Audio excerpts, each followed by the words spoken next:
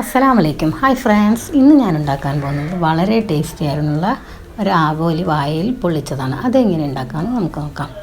അതിനു മുന്നേ എൻ്റെ ചാനൽ സബ്സ്ക്രൈബ് ചെയ്യാത്തവരൊന്ന് സബ്സ്ക്രൈബ് ചെയ്തേക്കണേ.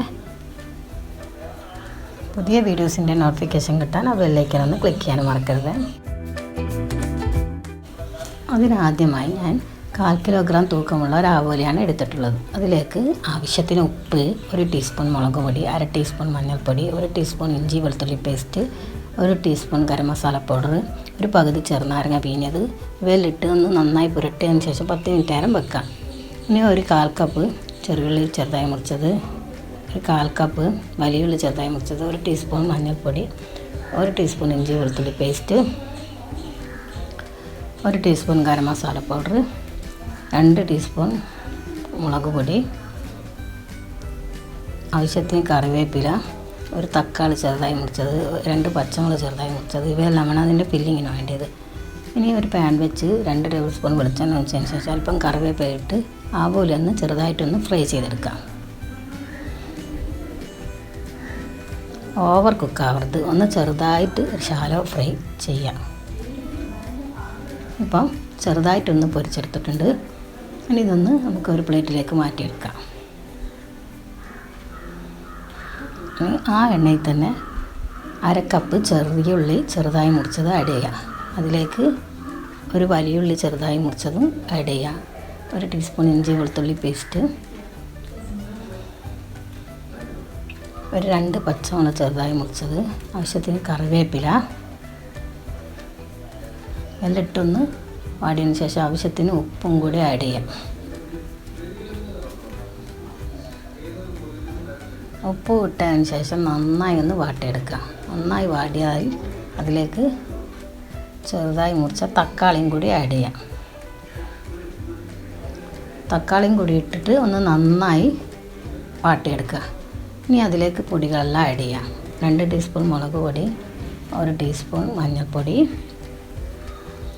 1 ടീസ്പൂൺ ഗരം മസാല പൗഡർ, ഇവയിലിട്ട് ഒന്ന് വാടി ചെറുതായി ഒന്ന് വേവിച്ചെടുക്കുക. ഇപ്പോൾ നമ്മുടെ മസാല റെഡി ആയിട്ടുണ്ട്. ഇനി നമുക്കിത് വാഴയില വാട്ടിയെടുത്ത് വെക്കുക. അതിലേക്ക് കുറച്ച് മസാല ആഡ് ചെയ്യാം.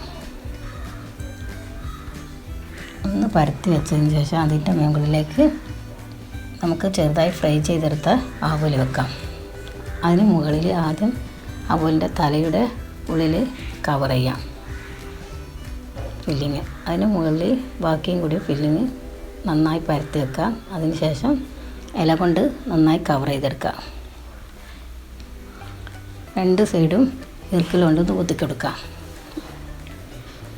ഇല ഒന്ന് അടർന്നു പോകുന്നതിനാണ് അത്. ഈർക്കിലില്ലെങ്കിൽ ടൂത്ത് പിക്ക് ആയാലും മതി.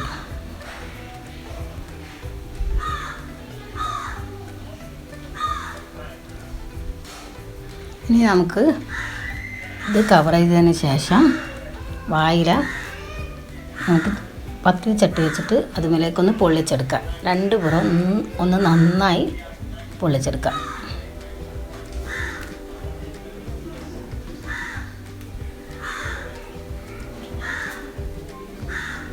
ഇപ്പം നമ്മുടെ ആവോലി പൊള്ളിച്ചത് റെഡി ആയിട്ടുണ്ട്. ഇതൊന്ന് സർവിംഗ് ഡിഷിലേക്ക് മാറ്റാം.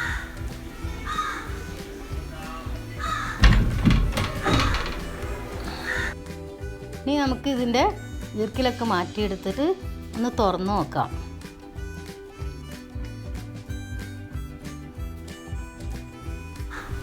ഇപ്പം നമ്മുടെ ആവോലിയുടെ ടേസ്റ്റും ആ ഇലയുടെ ടേസ്റ്റും എല്ലാം കൂടി ആ മസാലയിൽ വന്നതുകൊണ്ട് നല്ല ടേസ്റ്റ് ആയിരിക്കും. തീർച്ചയായും നിങ്ങൾ ഇതൊന്ന് ട്രൈ ചെയ്ത് നോക്കണം. നിങ്ങൾക്ക് ഇഷ്ടമാകും. നിങ്ങൾക്ക് ഇഷ്ടമായിട്ടുണ്ടെങ്കിൽ എൻ്റെ ചാനൽ സബ്സ്ക്രൈബ് ചെയ്യാനും ലൈക്ക് ചെയ്യാനും മറക്കരുത്. വീണ്ടും നല്ല നല്ല റെസിപ്പിയുമായി ഇൻഷാ അല്ലാഹ് നമുക്ക് കാണാം. Thank you.